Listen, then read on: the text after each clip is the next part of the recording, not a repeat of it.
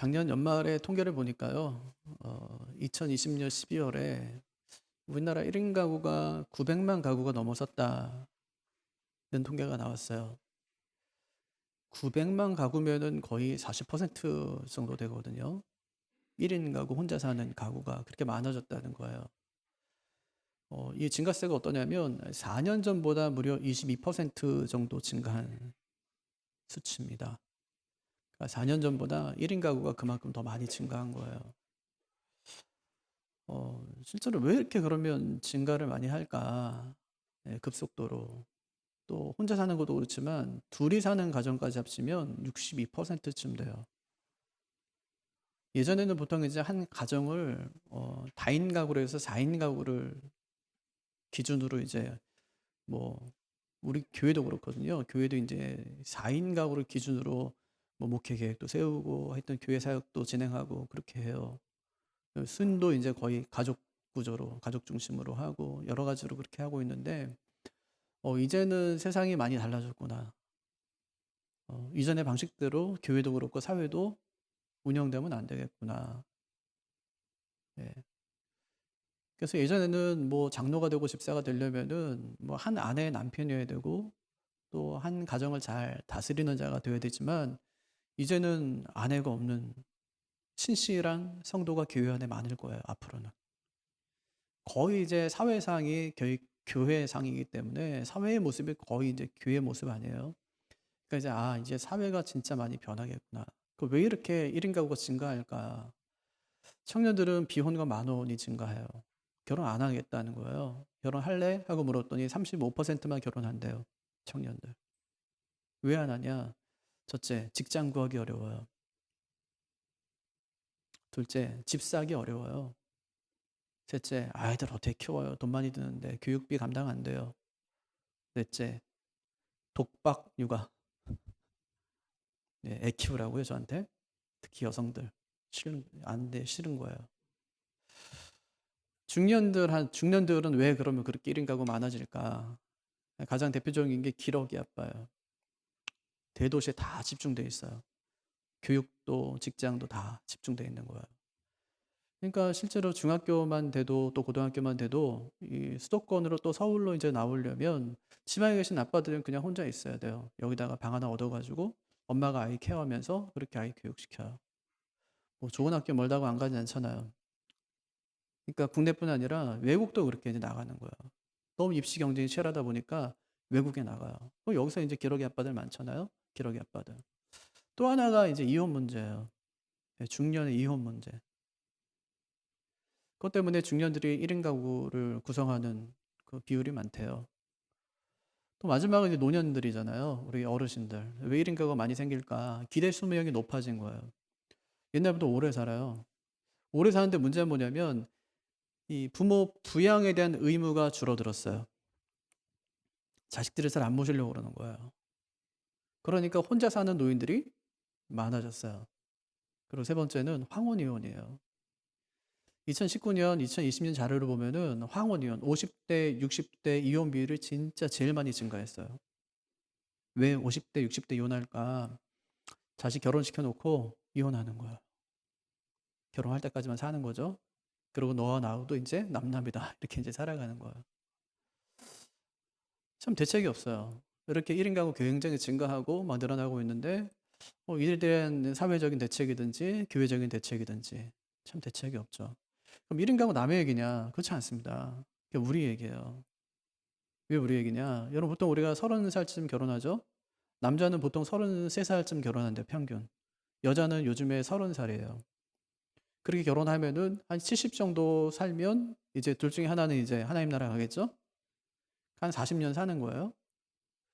그러고 나서 한 10년 정도 더 산다고 생각해 보세요.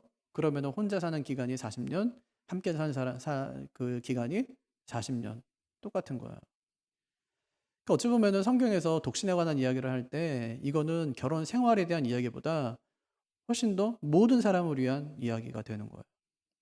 당장 내 남편이 죽는다. 또 내 아내가 죽는다. 그럼 우리도 독신이 되는 거예요. 혼자 살아가는 거죠. 예. 그럼 어떻게 살면 좋을까?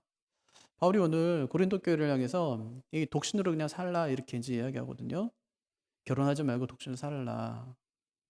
이 이야기를 갖다가 계속 꾸준히 하는 거예요. 왜 그럴까? 왜 독신에 관한 이야기를 바울이 하는 걸까? 왜 특별히 바울이 교회에게 이 말을 할까? 를 살펴보면은 우리도 독신으로 있을 때 또는 지금도 우리가 뭐 독신은 아니지만 결국 이제 하나님께서 결혼의 제도로 두신 것은 아교질했다고 그랬잖아요. 합하여. 예, 둘이 합하여. 하나가 되는 거니까 어찌 보면은 독신이에요. 결혼해도. 그럼 이렇게 살면서 뭐 하라고 하나님께서 우리를 하나로 만드시고 또 독신자들에게 하나님께서 바울을 통해서 이 말씀을 전해 주시는 것일까 하는 것을 좀 생각해 보려고 합니다. 오늘 말씀은 이렇게 시작해요. 나는 모든 사람이 나와 같기를 원하노라. 모든 사람이 나와 같기를 원하노라. 바울이 어땠는데요? 혼자 산 거예요. 그럼 바울이 결혼했을까요? 안 했을까요? 나중에 한번 물어보려고. 천국 가면은 결혼했었어요? 안 했었어요? 워낙에 이제 다양한 견해가 많아요. 바울이 결혼했어요. 이렇게 이제 이야기하는 학자들이 많거든요. 고대의 교부 중에 알렉산더의 클레멘트라는 분이 계세요.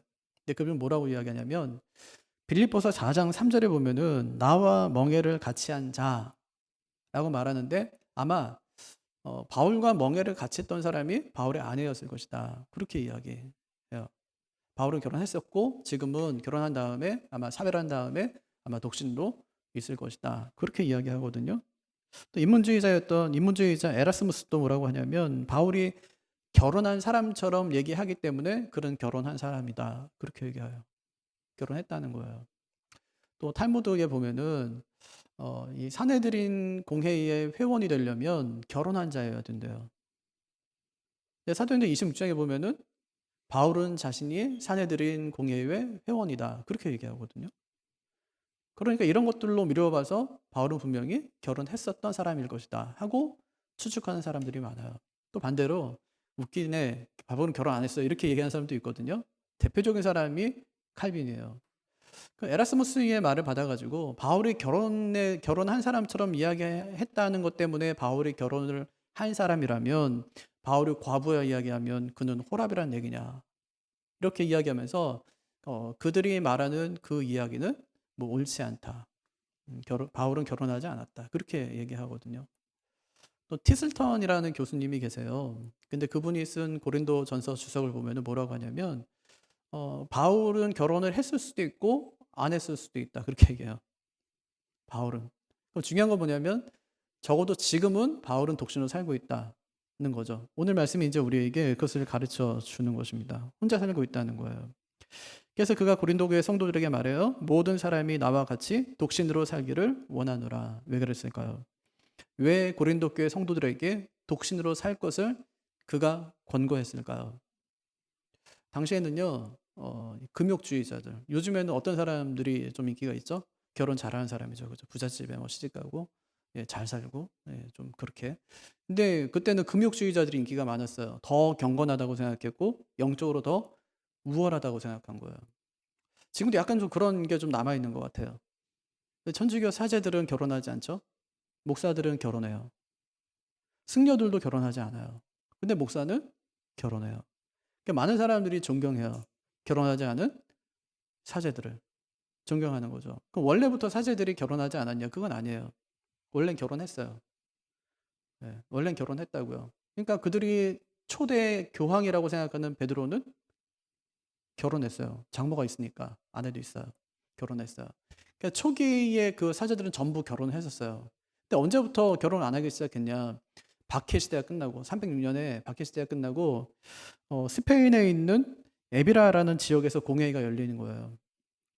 근데 박해 시대 딱 끝나니까 그때부터는 교회가 막 엄청 부흥돼요. 막 교회가 막 성장하는 거예요. 성찬례도 많아지죠. 교회를 돌보고 성도를 돌봐야 되는 일이 많아진 거예요. 그러니까 교회가 어떤 결정을 하냐면 부부 관계 갖지 마라. 자식 낳지 마라. 사제들에게 그렇게 이제 그렇게 명령을 했어요. 그 지역에서. 그러니까 애 낳지 말라는 것은 결혼 생활을 지금 하고 있다는 것을 말하는 거잖아요. 결혼 생활을 하고 있었어요, 처음에는. 근데 이게 가정에서 아내와 사랑하고 자녀들을 키우고 사랑하는 것보다 하나님을 더 사랑하며 사는 것이 그것이 옳다는 거예요. 그들의 생각에. 그것이 옳은 것이기 때문에 사제들은 적어도 결혼하지 말고 그냥 홀몸으로 하나님께 온전히 헌신할 수 있어야 된다. 이런 분위기가 지역마다 일어나게 된 거예요. 그러니까 한 번에 결정된 것이 아니라 이 에베라라는 지역에서 한 번 일어나고 또 이런 지역에서 일어나기 시작했어요. 그러다가 1123년에 제1차 라테란 공의회에서 모든 사제들에게 독신 생활을 하게 한 거예요. 그로부터 400년이 지났어요. 종교개혁이 일어나죠.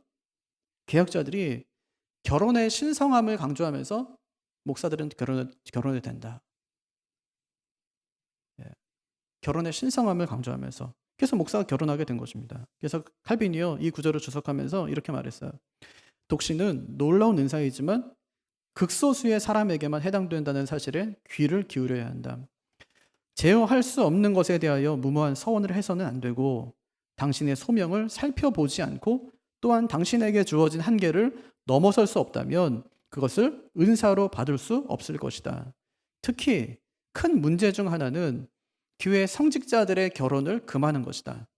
그들이 성직자의 결혼을 금하는 이유는 결혼이 그들의 성직 생활의 거룩함을 지키기에 적절한 생활 방식이 아니라는 것이다.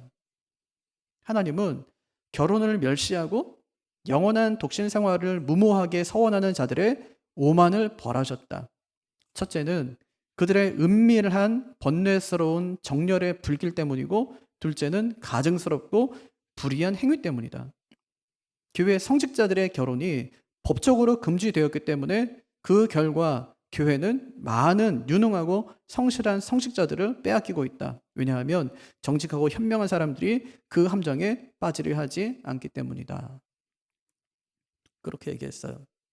그럼 결혼하든지 결혼하지 않든지 그것 자체가 사람을 거룩하게 하는 것은 아니에요. 제가 지난 주간에 성공의 사제분 한 분을 만나서 교제할 기회가 있었어요. 성공의 사제는 참 만나기 쉽지 않거든요. 교회 수도 별로 되질 않아요. 우리나라에 한 120개밖에 되질 않아요. 그러니까 한 지역에도 하나의 교회가 있기가 힘든 상황이거든요. 굉장히 교단이 작아요. 만나서 교제를 하는데 그런 말씀을 하세요. 많은 사람들이 성공에 대해서 오해하는 게 하나 있다는 거예요.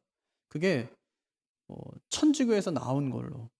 예, 천주교에 마치 동생처럼 생각한다는 거예요. 근데 자신들은 천주교에서 나온 그룹이 아니래요. 자신들은 초대교회의 전승을 이어받은 그룹이래요. 천주교하고 초대교회는 달라요. 예, 초대교회가 천주교가 된 것이 아니라고요. 결이 달라요. 어떻게 다르냐? 초대교회는 교황이 없어요. 마리아를 섬기지 않는단 말이에요. 달라요. 결이 달라요. 다른 교회예요. 예. 그래서 자신들은 천주교를 따르는 종파가 아니라 초대교회의 그 전통들을 계속 이어받는 종파라는 거예요. 근데 오해되는 것이 있죠. 왜 중세시대 때는 왜 그때는 글을 모르잖아요. 글을 모르고 그때는 뭐 성경도 읽을 수가 없어요. 성경이 원전하고 라틴어 본밖에 없기 때문에 어떻게 그 성경을 읽을 수 있어요. 그러니까 심지어는 사제들도 라틴어를 읽으면서 무슨 얘기인지 모르고 성경 읽었다는 얘기들이 많잖아요. 교회사 안에. 그러니까 성경을 모르니까 그때는 뭐가 발달하냐면 이콘들이에요. 그러니까 무슨 뭐 그림, 형상 이런 거 있잖아요. 그게 굉장히 많아요. 그러니까 천주교회도 그렇고 성공의 교회도 가보면은 그림들이 되게 많이 달려 있어요. 그림을 보면서 설명했던 거예요. 예수님의 생애에 대해서 14개의 성화를 보면서 예수님의 탄생부터 시작해서 예수님의 승천까지를 설명해 주는 거예요. 그림 한 장 한 장이 전부 하나의 설교였어요. 여기도 왜 앞에 강단에 보면은 큰 십자가 달려 있고 그다음에 예수님이 탁 돌아가신 그 십자가에 달려 계신 예수님 그 형상이 있잖아요. 거기도 이제 성당이라고 불러요. 예, 성공에도 성당이라고 부르는데 정말 조각품이죠. 이거 어디서 파는 것도 아니고요. 이건 작품이에요. 어떤 분이 조각해 놓는 거예요. 예수님의 그 모습을. 물어봤어요. 저거는 누구 작품입니까? 그랬더니 100년이 넘은 작품이라더라고요.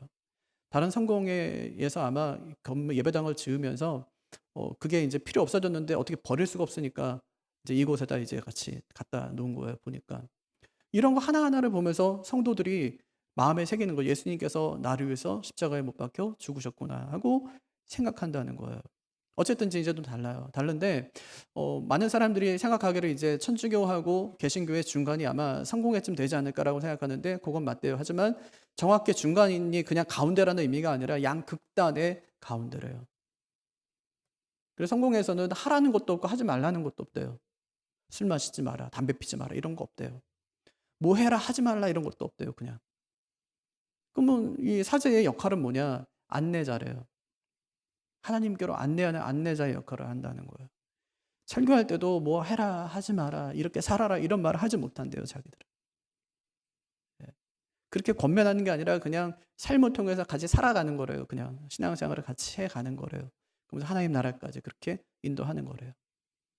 그러다 보니까 가운데 있다 보니까 자신들은 천주교 사제들을 만날 기회도 많고 또 개신교 목사들을 만날 기회도 많대요. 자기가 천주교에 있는 사제들을 만날 때마다 자랑하는 게 하나 있대요. 너네는 결혼 못하지? 우리는 해. 하는 거래요. 너네 결혼 못하지? 우리는 결혼해. 그러면서 하는 말이 뭐냐면 아까 얘기했잖아요. 자기네는 120개 정도의 교회가 있다고. 그런데 그중에 10%에서 20%는 천주교 사제로 있던 분들이 이쪽으로 전향해서 목회하는 분들이래요. 왜 그렇겠어요? 결혼한 거예요, 중간에. 천주교 사제로 있다가 결혼한 거예요.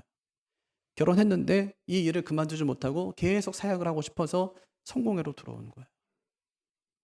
그럼 쉽지 않다는 거예요.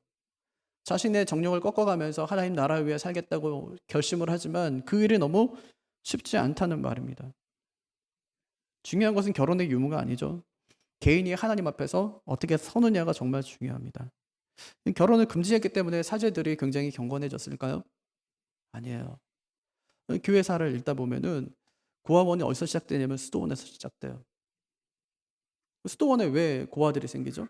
거기 사제들과 그다음에 신자들과 또 수녀들이 있는 곳인데 사제들과 수녀들 사이에서 사제들과 신도들 사이에서 아이를 낳은 거예요. 이 아이들을 어떻게 다른 데로 보낼 수 없으니까 수도원에 고아원이 생겼어요.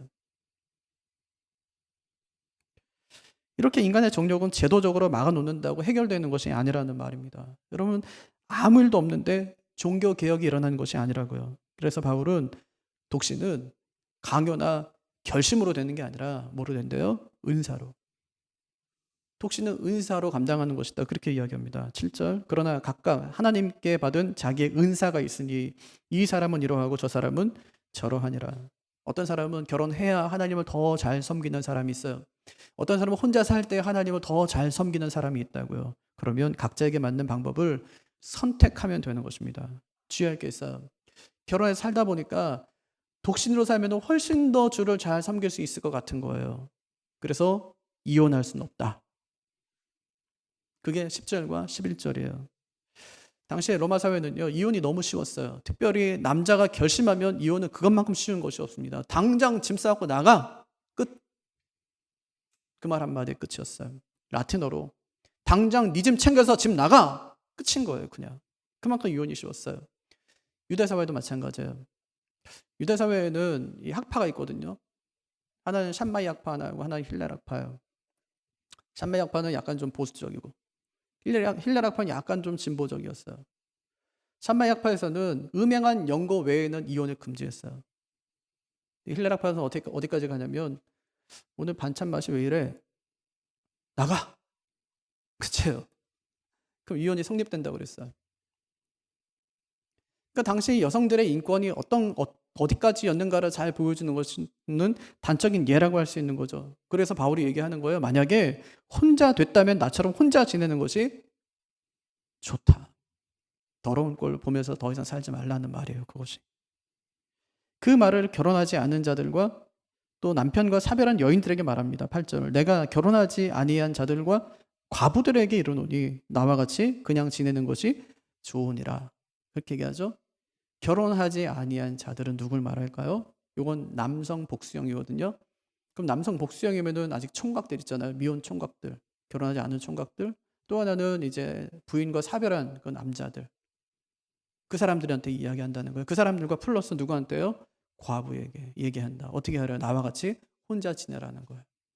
혼자 됐으면 나처럼 혼자 지내라 그렇게 이야기하죠. 누가 빠졌어요? 처녀, 아가씨들 빠졌잖아요. 왜 빠졌을까요?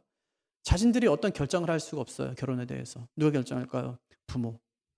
부모가 결정할 수밖에 없기 때문에 그 처녀들에 대한 말은 하지 않아요. 그럼 아예 그냥 하지 않을까? 그건 아니에요. 25절 보면 처녀에 대해서는 내가 주께 받은 명령이 없지만 내 의견을 말하자면 26절 그냥 지내는 것이 좋으니라. 왜 그럴까요? 왜 바울이 자꾸만 혼자 지내라고 그렇게 이야기하는 걸까요? 독신의 유익을 뭐라고 말할까요? 첫 번째는 다가올 환란에 대처하기 쉽다. 독신으로 살면 다가올 환란에 대처하기 쉽다는 거예요. 다가올 환란이 뭘까요? 예수님의 재림이에요. 그 당시 사람들은 예수님이 언제 오실 줄 알았냐면 땅끝까지 복음이 증거되면 예수님이 곧 오실 줄 알았어요. 그 사람들 생각에 땅끝은 스페인인 거예요. 스페인 뒤에 넘어가면은 절벽인 줄 알았어요. 그냥 지구가 둥근 것도 아니고 그냥 절벽인 거예요. 끝인 거예요. 그런데 바울이 가만히 생각해 보니까 자기가 스페인까지 갈 날이 그렇게 멀게 남지 않은 것처럼 보이는 거예요. 10년 어간에 분명히 스페인까지 가서 복음을 다 증거할 수 있을 것 같은데, 그런데 여자들이 이렇게 괴롭고 힘들게 살아가는 것보다 어차피 10년 안에 주님 오신다고 하면은 그냥 힘들어도 혼자 지내는 것이 그 다가올 환란을 위해 대비하는데 훨씬 더 좋다고 그가 생각했던 거예요. 요즘에는 보통 이제 아가씨들이, 여자들이 30에 결혼한다고 그랬잖아요. 그 당시 12살에 결혼했어요. 12살 되면 애들이 결혼해요. 그리고 이혼당하잖아요. 그러면 1년 안에 다시 재혼해요. 이게 보통이었어요.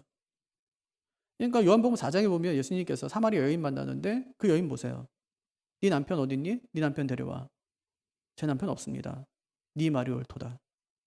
네가 전에는 5 남편이 있었지만 지금은 또 남자하고 살고 있지만 그 사람도 네 남편 아니다. 그렇게 얘기하잖아요. 혼인신고하지 않고 살아가는 여인이 또 있던 거예요. 남편이 있던 거예요. 그럼 이렇게 그 고단하잖아요. 얼마나 고단하겠어요.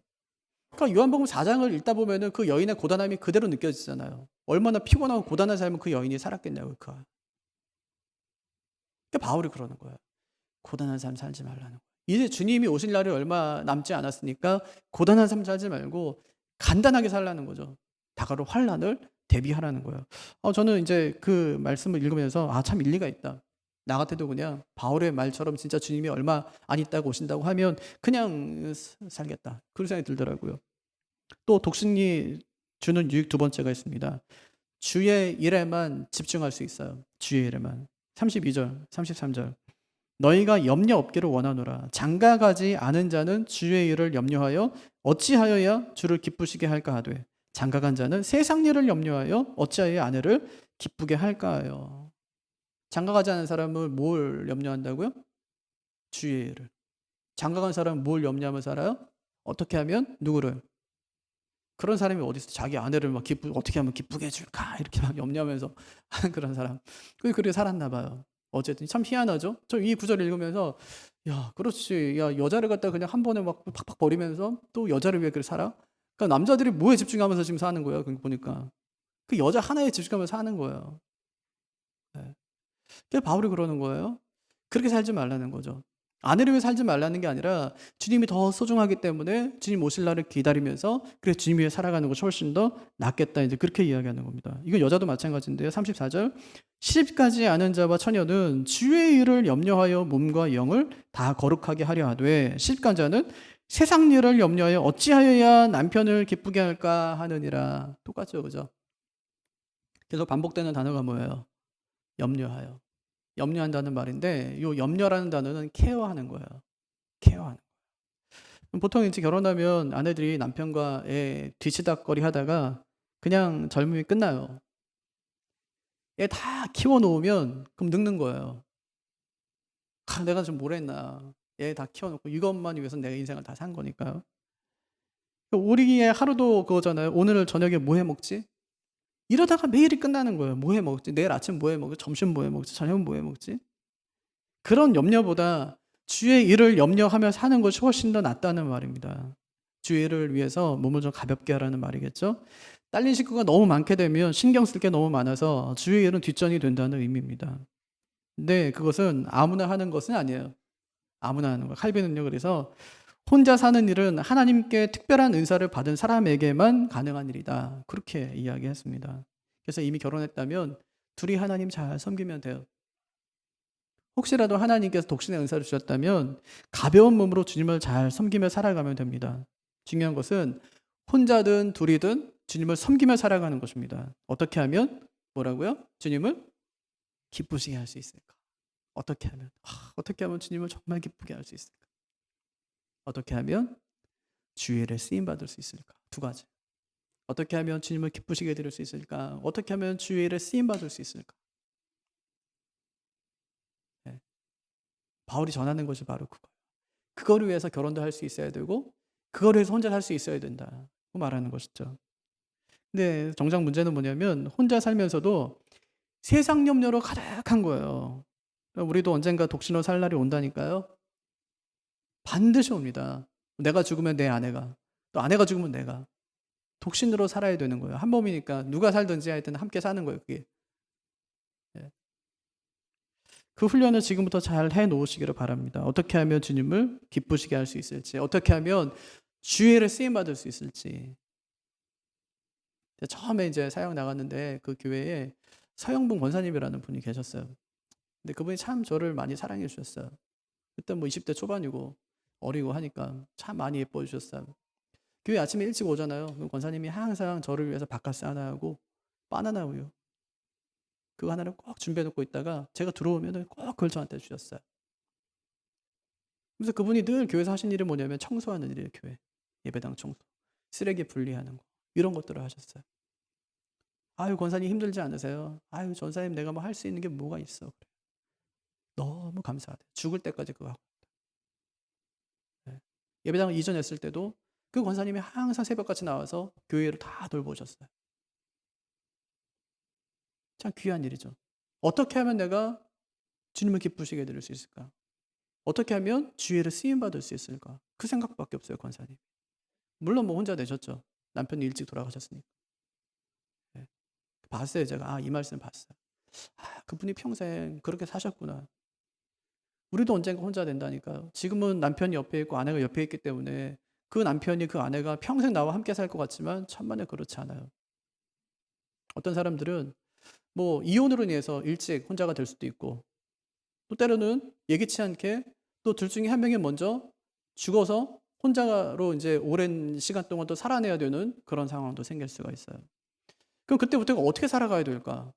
예, 우리의 목표 한 가지입니다. 어떻게 하면 주님을 기쁘시게 해드릴 수 있을까? 어떻게 하면 주의를 쓰임 받을 수 있을까? 이것이 우리의 염려가 되어야 된다고요.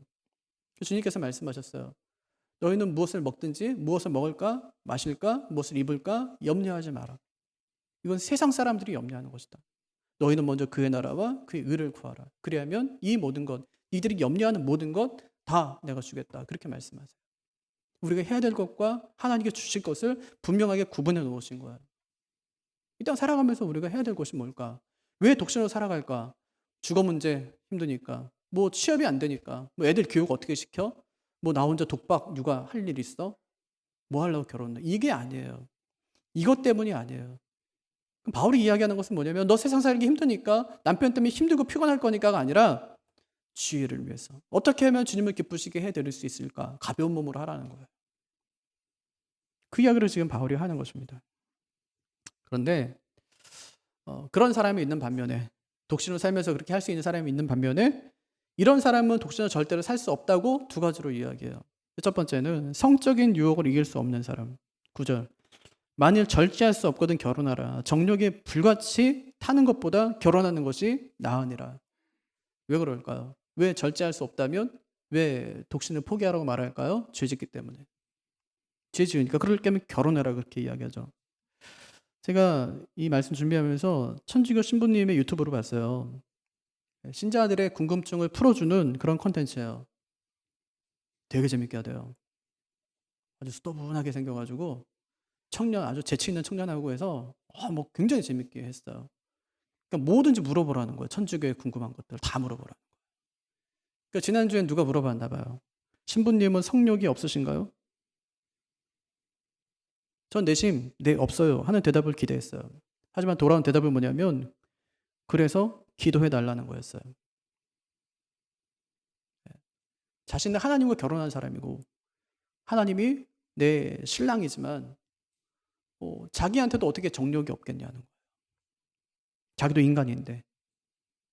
그러니까 '신부님은 성욕이 없을까?'라는 생각이 들 때마다 신부님 위해서 기도해 달래요. 굉장히 솔직하죠? 저도 기도할 뻔했어요. 솔직하잖아요, 진짜로. 예. 제가 예전에 같이 인제 출판사에 쪼금 인제 일하고 할 때 그때 같이 있던 이사님이 천주교 신자인데 그분이 그래요. "신부님들 몸이 좋대요." "왜 좋냐?" 그랬더니 어 좋대요. 운동한다는 거예요 막. 운동으로 다 푼다는 거예요. 그러니까 다 이해가 되잖아요. 사람에게는 정욕이 있는데 어떻게 해결할 수 있을까? 기도하면 해결될까 이것이? 그렇지 않다는 말이죠. 그래서 바울이 "성적인 욕망이 끌어오르면 결혼해라." 그렇게 말해요. 하지만 결혼이 이 성적인 욕망의 문제를 해결하기 위해서 하는 것은 절대로 아니거든요. 그거는 결혼의 본질적인 목적이 아닙니다. 만약에 그렇다면 결혼하고 나서는 성적인 욕망이 다 사라지고 없어져야 되는데 그렇게 되냐는 말이에요. 아니요. 그렇게 되질 않거든요. 결혼한 사람도 성적인 유혹을 받습니다. 어쩌면은 더 크게 받는지도 모릅니다. 이 성에 대한 환상은 여자들보다 남자들이 훨씬 더 큰 거예요. 그래서 결혼한 부부가 성적인 충족이 되지 않아서 그 문제로 다투고 이혼까지 하는 거예요. 실제로 가정 상담하는 분들 이야기 들어보면 이혼하겠다고 찾아온 사람들, 상담받겠다고 하는 사람들이 처음에는 전부 성격 차이래요. 성격이 안 맞아서 못 살겠다고. 근데 그 내면에 들어가고 더 깊이 들어가면 성적인 문제가 반드시 있다는 거예요. 그래서 티슬턴이 구절을 이렇게 주석해요. 결혼이란 성적인 욕망을 제어할 수 없는 사람을 위한 불가피한 선택이라고 말하는 게 아니다. 바울은 결혼 관계 내에서 성적 연합이 하나님이 주신 선물이라고 한다. 어떤 사람은 결혼해서 하나님을 더 잘 섬길 수 있고 어떤 사람은 독신으로 살면서 더 잘 섬길 수 있다. 각자 좋은 방법을 선택하면 되는 것이다. 결혼하고 싶어서 미치겠는데 독신을 선택하는 것은 옳지 않은 일입니다. 독신으로 살면서 성적인 유혹을 이길 수 없다면 결혼하는 것이 맞아요. 그래서 바울도 성적인 유혹을 이길 수 없다면 결혼해라. 그렇게 이야기했어요. 두 번째, 외로움을 이길 수 없는 사람이에요. 39절. 아내는 그 남편이 살아있는 동안에 매여 있다가 남편이 죽으면 자유로워 자기 뜻대로 시집갈 것이나 어떻게 하래요? 주 안에서만. 시집 가도 괜찮대요. 주 안에서만. 요게 중요한 거예요. 주 안에서만. 많이 중요해요. 할 것이니라.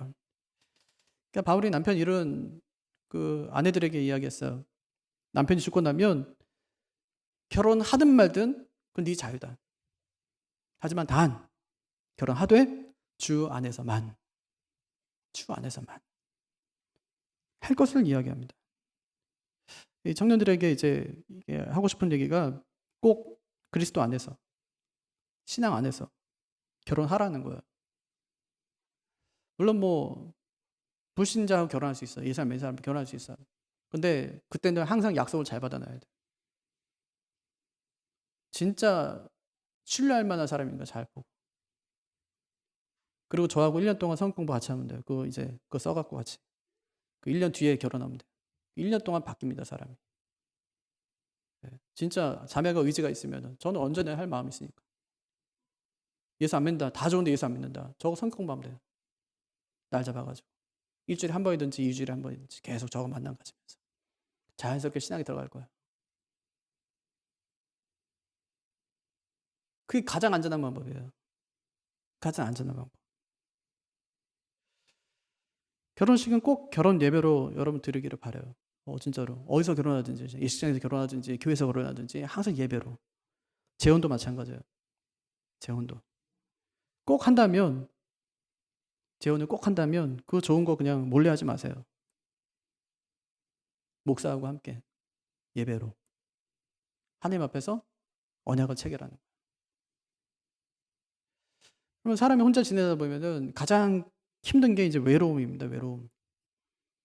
외롭게 지내다 보면 자기에게 잘해주는 사람에게 관심을 갖게 되는 거예요. 그래서 어떻게 되죠? 덜컥 마음을 빼앗기는 거죠. 분명히 내 스타일이 아닌데 사랑하게 되고 결혼까지 하게 돼요. 바울은 그게 위험하다는 거예요. 제가 5월 첫 주에 결혼 생활의 핵심은 약속 이행입니다. 이런 설교에서 결혼할 때 어떤 사람이랑 하라고 그랬어요? 배우자 고를 때 기준. 친구 고르듯 해라. 친구 고르듯. 어떤 친구가 좋은 친구라 했죠? 말이 통하고 마음이 통하고 신앙이 통하는 사람이에요. 신앙이 통하는 사람. 힘들 때 위로가 되고 좋은 일을 정말 함께하고 싶은 사람이에요. 그 말이 무슨 말이든지 내가 한 말은 다 이해해주고 그냥 오해 없이 받아주는 사람. 언제든지 내 편이 되어줄 수 있는 사람. 결혼이라는 것은 이렇게 좋은 친구가 되겠다고 서로 서약하는 거예요. 좋은 친구를 사겠습니다. 그런데 이런 사람 고르지 않고 덜컥 그냥 외롭다고 결혼해버리면 어떻게 될까요?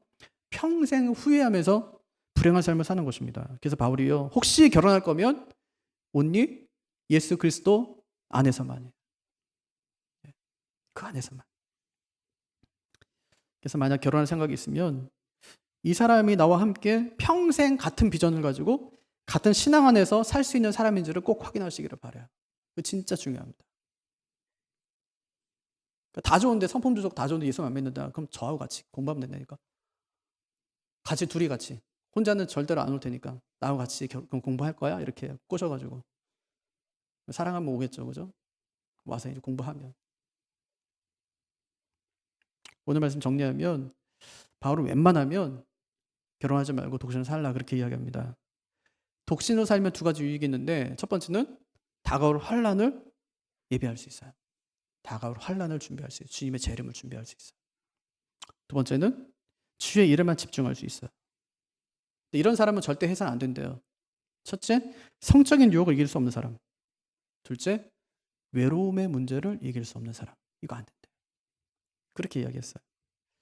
그러니까 바울이 독신을 살라고 한 것이나 살지 말라고 한 것이나 딱 한 가지 목적 때문인데 주를 위해서요. 독신을 살든지 결혼에 살든지 중요한 것은 주를 위해 사는 것이다. 그렇게 이야기하죠. 독신을 살면서 주를 위해 사는 건 참 좋지만 만약에 독신을 살다가 주님의 영광이 되지 않는다면 그럼 결혼해야 돼요. 하나님 영광을 자꾸만 가린다. 독신을 살면서. 죄란 죄는 다 짓고 산다. 누가 자기를 통제하는 사람이 없기 때문에. 남편들이 왜 아내가 친정 간다는데 왜 좋아해요? 뭐 제 친구들은 뭐 좋아하던데 이렇게 이번 친정 간대 뭐 이렇게 왜 좋아해요? 자기 혼자 있는데 뭐 죄 짓는다는 얘기가 아니라 사람 마음 가운데 그런 게 이제 약간 좀 자유하고 싶고 막 그런 마음 있잖아요. 근데 이게 통제가 안 되면 만약에 그러면은 결혼하는 게 낫단 말이에요. 늘 죄악으로 치달으면 우리가 결혼을 했든 안 했든 우리 한 가지 목표는 주를 위해 사는 것입니다. 주를 위해 사는데 결혼이 필요하면 결혼을 하는 것이고 혼자 사는 게 좋다면 혼자 독신으로 사는 것입니다. 결혼과 독신은 무엇이 더 옳은 것도 아니고 무엇이 더 거룩한 것도 아닙니다. 하나님이 내게 주신 은사에 따라서 그 두 가지를 주님을 섬기는 도구로 사용하면 됩니다. 우리도 언젠가 독신으로 주님을 섬겨야 될 날이 반드시 올 겁니다. 그때 기억해야 될 거, 어떻게 주님을 기쁘시게 해드릴 수 있을까? 또 하나, 어떻게 주님의 일을 감당하며 살아갈 수 있을까? 요거예요, 두 가지. 어떻게 하면 주님을 기쁘시게 하고 어떻게 하면 주님의 일을 감당하며 살아갈 수 있을까? 이 두 가지 소망을 가지고 주님 앞에서 또 신실하게 살아가는 우리 모두가 되기를 주님의 이름으로 축복합니다.